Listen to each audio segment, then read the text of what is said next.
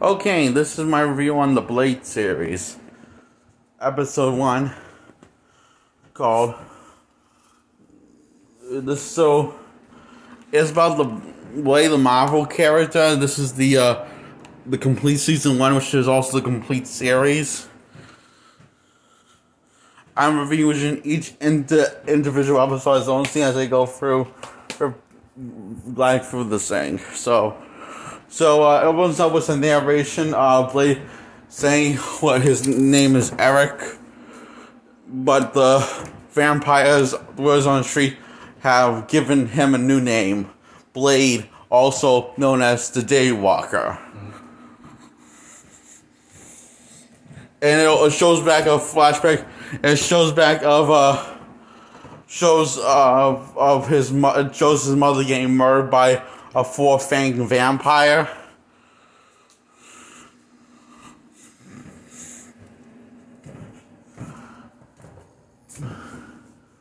So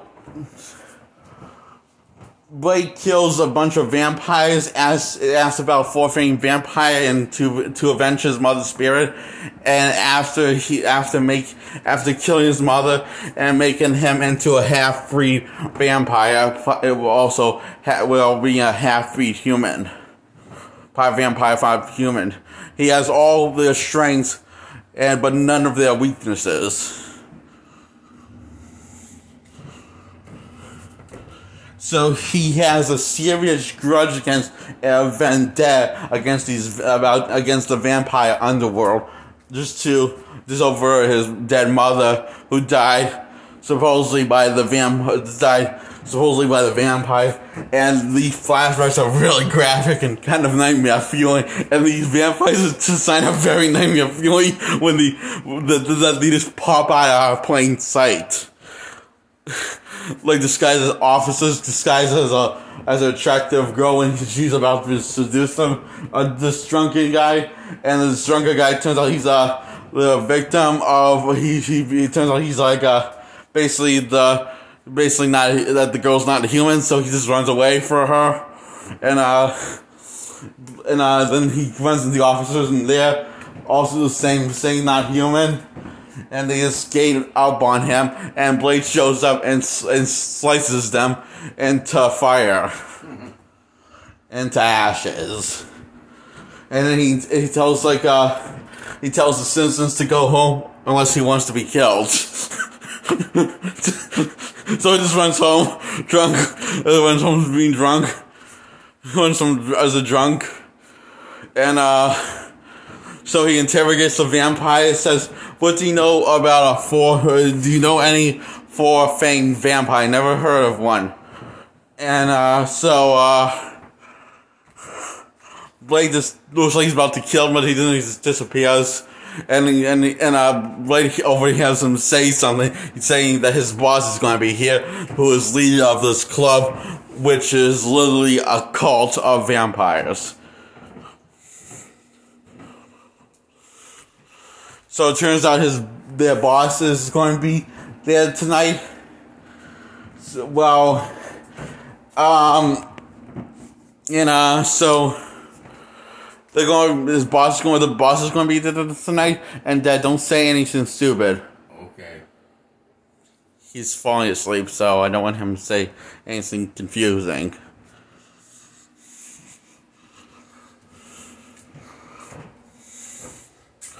So, the vampire clubs get slayed and slaughtered, and the humans get set free by this vampire hunter who is a female whose name's unnamed. And her father comes in to back her up. Then Blaze interferes to back them up when it looks like all hope is lost and they're screwed. And she thinks that the vampire's a werewolf, but I guess he's just some kind of, which is fair enough. He does look werewolf-ish, but he's still a vampire because he has fangs, you can tell. So yeah, Blade interferes and kills three army of vampires in one slice of a sword made and all of his tools are made customized to kill vampires, and he's narrating how he says his master, which is his mentor, said to him, his vampire mentor said to him, watch out for the darkness because the darkness is always staring back at you. So by staring into darkness, watch out, be aware of, because the darkness is always staring back at you. I don't know that, but it sounds so cool. It sounds kind of creepy at the same time.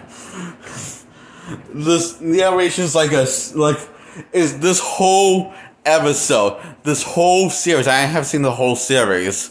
I'm just reviewing each episode at a time. Episode 1 is a perfect introduction to Blade.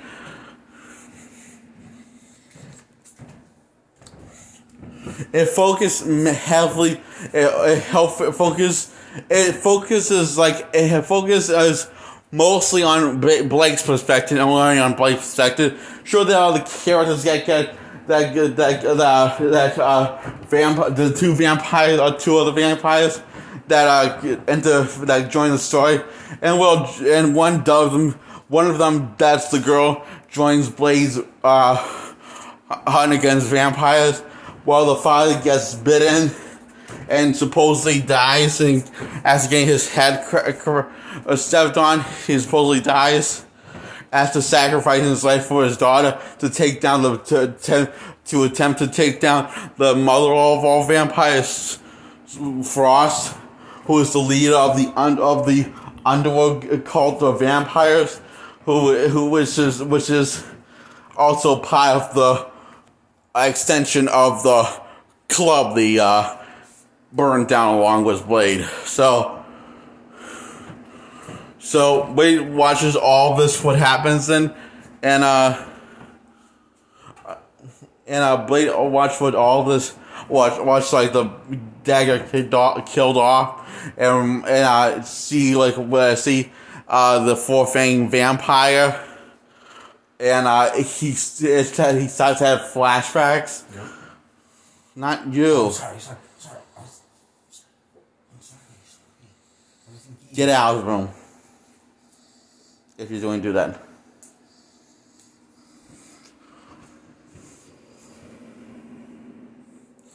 So he starts to have flashbacks from his childhood past, his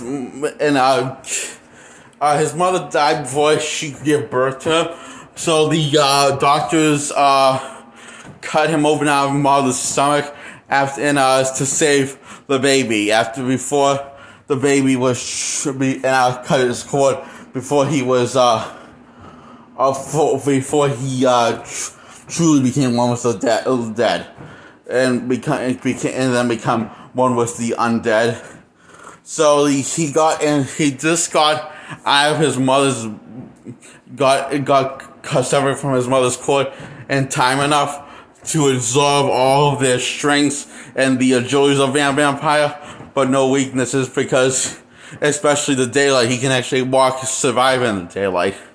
That's enhances, and basically that's why they also call him the day. That's why they call him the Daywalker, the vampires underworld. And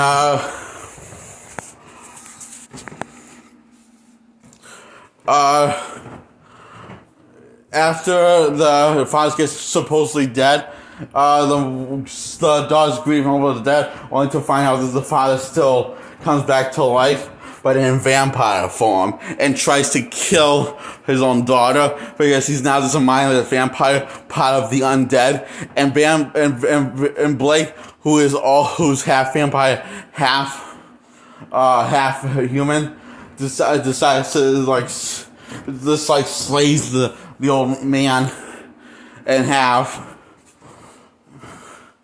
After going toe-to-toe with Frost, and they took a sample of Blade's blood to find out what makes him tick, what makes him strong, and what makes him different from the rest. And this is also once he finds out Frost confronts that he's the one that kills his mother, and he has evidence to prove because his mother cut his hand with a knife back in the day, and that's a little reminder of his mother.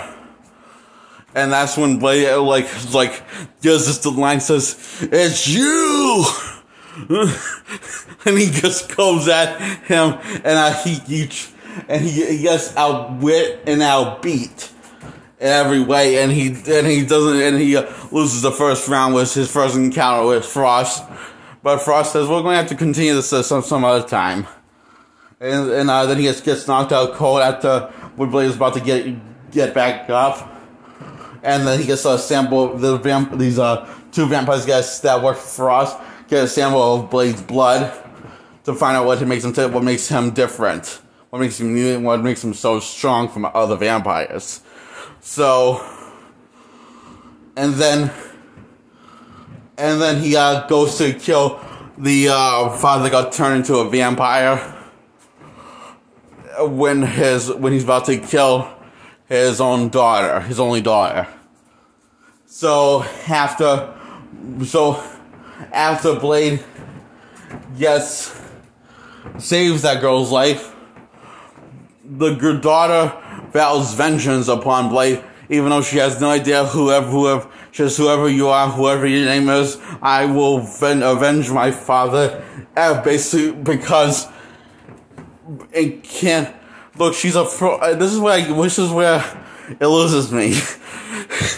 Okay, this is where it loses me because she's a pro vampire. So not talking to you, Dad. Okay, not talking to you. I'm talking to the camera. So she's a pro vampire. Okay. So, Vampire Slayer, and she does many times,